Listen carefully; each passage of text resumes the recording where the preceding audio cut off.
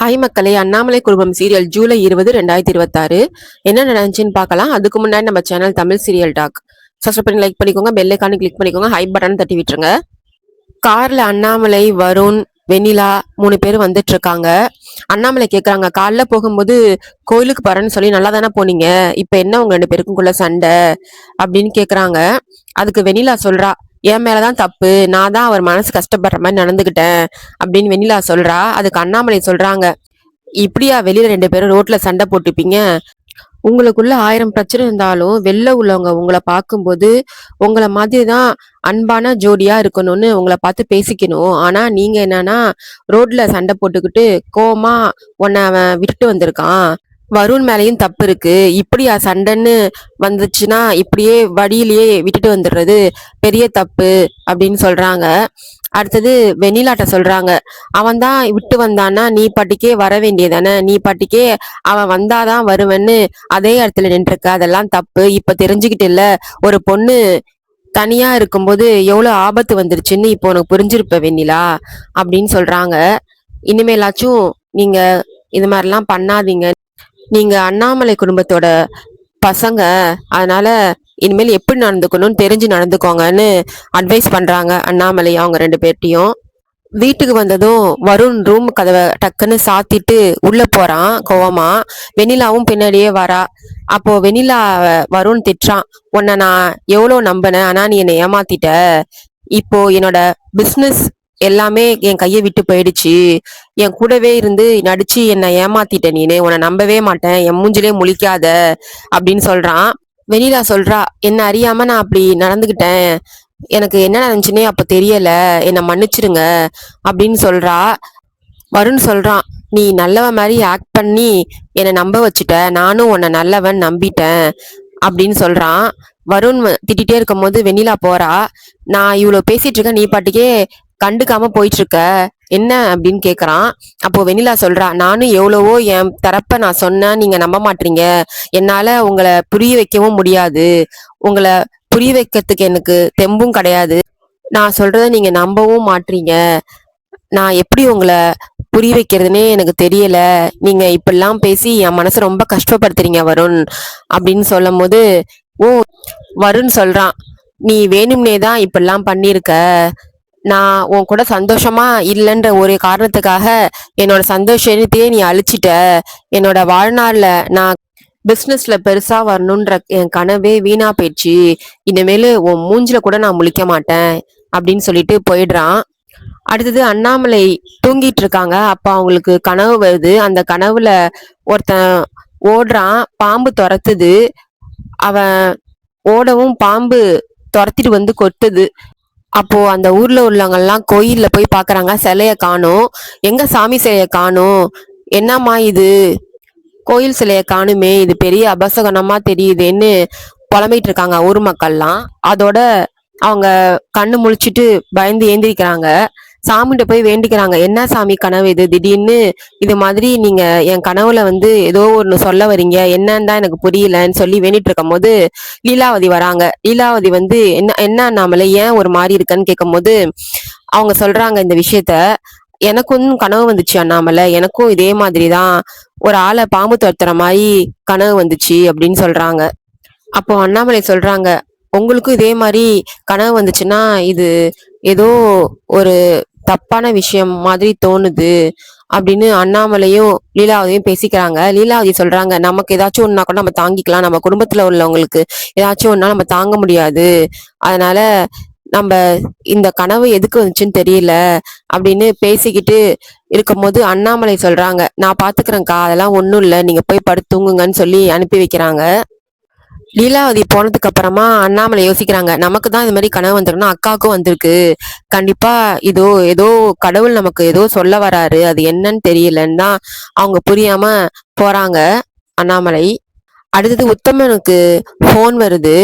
ஒருத்தர் உத்தமனுக்கு ஃபோன் பண்றாரு, கோதண்டன்றவர் ஃபோன் பண்ணி, கோயில் சிலைய திருட அனுப்புனவனை பாம்பு கொத்திடுச்சு, அவன் இறந்துட்டான், ஊர் மக்கள் எல்லாம் சிலைய திருட வந்ததுனாலதான் அவன் இறந்து போயிட்டான்னு பேசிக்கிறாங்க, இது இப்படியே போனா பெரிய பிரச்சனை ஆயிடும், கோயில் சில திருட வந்ததுனால தான் அவன் இறந்து போயிட்டான். சாமி குத்தமா இருக்கும்னு சொல்லி திருவிழா நடத்த பார்ப்பாங்க. திருவிழா நடத்தினா நம்மளால கண்டிப்பா கோயில் சிலையை திருட முடியாதுன்னு அந்த கோதண்டன்ற உத்தமன்ட்ட சொல்றான். நீங்க அதெல்லாம் விடுங்க, எப்படியாச்சும் கோயில் சிலைய கைக்கு வர்ற மாதிரி பண்ணுங்க அப்படின்னு சொல்றான்.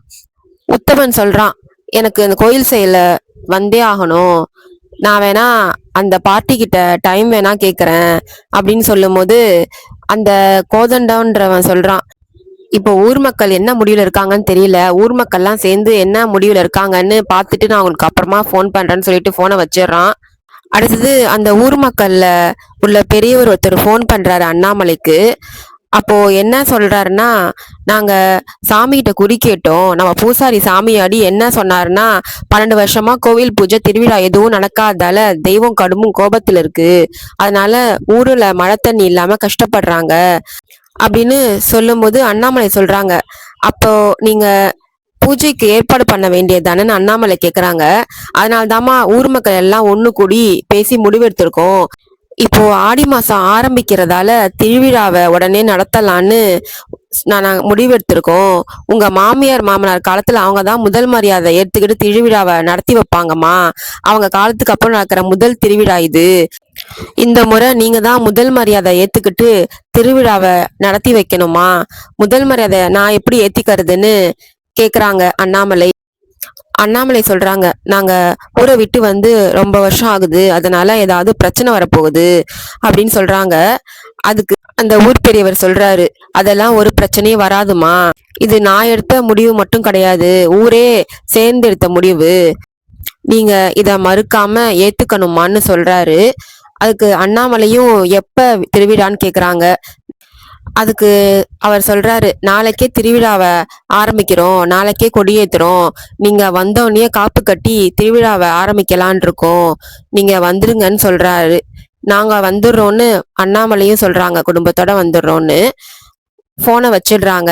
அடுத்தது அண்ணாமலை எல்லாரையும் கூப்பிட்டு சொல்றாங்க, நம்ம கோயில் திருவிழாவுக்கு போறோம், நம்ம குலதெய்வம் கோயில் திருவிழா இப்பதான் நடக்க போகுது ரொம்ப வருஷத்துக்கு அப்புறம், அதனால எல்லாரும் நம்ம போறோம், ஒரு வாரத்துக்கான ட்ரெஸ் எல்லாம் எடுத்து வைங்கன்னு சொல்லும்போது சுந்தரராஜன் சொல்றாரு, ஏற்கனவே அங்க பிரச்சனையா இருந்துச்சு, கோயில் திருவிழா நடக்காம இருந்துச்சு, இப்போ நடக்குதான்னு கேக்குறாரு. ஆமா, இப்ப எல்லாரும் சேர்ந்து ஒண்ணு கூடி நடத்தலான்னு ஏற்பாடு பண்ணிருக்காங்க, அதனால நம்ம குடும்பத்தோட ஒரு வாரம் நம்ம கோயிலுக்கு போறோம், நம்ம குலதெய்வம் கோயிலுக்குன்னு சொல்லும்போது கௌதம் கேக்குறான் அண்ணாமலை கிட்ட, என்ன சித்தி திடீர்னு இப்போ கோயிலுக்கு போலான்னு சொல்றீங்களே, என்ன விஷயம்னு கேட்கும்போது அண்ணாமலை சொல்றாங்க, நம்ம குலதெய்வம் கோயில்ல யாரோ சிலைய திருட வந்தாங்களாம், அவங்கள வந்து பாம்பு கொத்திடுச்சான், இப்போ திரும்பியும் சாமி குத்தம் ஆயிடுச்சுன்னு சொல்லி திருவிழா நடத்த ஏற்பாடு பண்ணிருக்காங்கன்னு அண்ணாமலை சொல்லும்போது உத்தமன் யோசிக்கிறான், நம்ம செலக்கடத்தை சொன்ன கோயில் தான் போல இருக்கா இந்த கோயிலு, கண்டிப்பா இந்த கோயிலுக்கு போனா சிலையும் நம்ம கைக்கு வந்துடும், இந்த சிலை திருட்ட வச்சு அண்ணாமலை மேலேயும் நம்ம பழிய போட்டு நம்ம தப்பிச்சிடலான்னு ஒரு கல்ல ரெண்டு மாங்கான்னு நினைச்சிட்டு இருக்கான். அண்ணாமலை ஒரு வாரத்துக்கான ட்ரெஸ் எல்லாம் எடுத்து எல்லாரும் பேக் பண்ணுங்கன்னு சொல்றாங்க. சுந்தரராஜன் சொல்றாரு, ஒரு வாரம் போகணும்னா இங்க கடையெல்லாம் யார் பாத்துக்கிறதுன்னு கேக்குறாரு. அதுக்கு அண்ணாமலை சொல்றாங்க, நம்ம ஒரு வாரத்துக்கு எல்லா பொறுப்புகளையும் மேனேஜர்கிட்ட கொடுத்துடலாம், அவர் பார்த்துப்பாரு, ஒரு வாரம் தானே அப்படின்னு சொல்றாங்க. அப்போ பவித்ரா சொல்றாங்க, எல்லாரும் கிராமத்துல உள்ள கோயிலுக்கு ஒரு வாரத்துக்கு போக போறோம்னு ஜாலியா சொல்றாங்க. ஊர் பெரியவர் ஊர் மக்கள்ல ஒருத்தவரா அண்ணாமலைக்கு ஃபோன் பண்ணி பேசுறாருல்ல, அவரு போனை வச்சதும் அந்த கோதண்டன் கேக்குறான், இந்த திருவிழாவை எடுத்து நடத்துற அளவுக்கு அவ்வளோ காசு இருக்கா அப்படின்னு கேட்கும்போது, பரவாயில்ல, மக்கள் கொடுக்குற காசுலயே நம்ம பண்ணுவோம், மீதிக்கு அண்ணாமலை தருவாங்க, அவங்க எல்லா விஷயத்தையும் பார்த்துப்பாங்க அப்படின்னு சொல்லும்போது அந்த கோந்தரன் சொல்றான், அவங்க இந்த ஊரை விட்டு போய் ரொம்ப வருஷம் ஆகுது, அவங்கள்ட்ட காசை வாங்கி இந்த திருவிழாவை நடத்த போறீங்களா, அதெல்லாம் நடத்தக்கூடாதுன்னு சொல்றான். அப்போ அந்த ஊர் பெரியவர் சொல்றாரு, நீ உன் வேலையை மட்டும் பாரு, நாங்க பாத்துக்கிறோம் திருவிழா வேலைய அப்படின்னு சொல்லிடுறாரு. அதுக்கு அந்த கோதண்ட மனசுக்குள்ள நினைச்சிட்டு இருக்கான், அந்த அண்ணாமலை வச்சு இந்த திருவிழாவை நடத்த போறீங்களா, அந்த அண்ணாமலை வரட்டும், ஊர் முன்னாடி அந்த அண்ணாமலைய அசிங்கப்படுத்தி இந்த ஊர் மக்கள் வாயாலேயே வெளில போங்கன்னு சொல்ல வைக்கிறேன்னு மனசுக்குள்ள நினைச்சுக்கிட்டு போறான். அங்க திருவிழாக்கான வேலை நடந்துட்டு இருக்கு, நல்லபடியா எல்லா வேலையும் பண்ணுங்கன்னு சொல்லிட்டு இருக்காங்க. அண்ணாமலையும் கார்ல வந்து இறங்குறாங்க. அதோட இன்னைக்கான எபிசோட் முடியுது. பாய் மக்களே.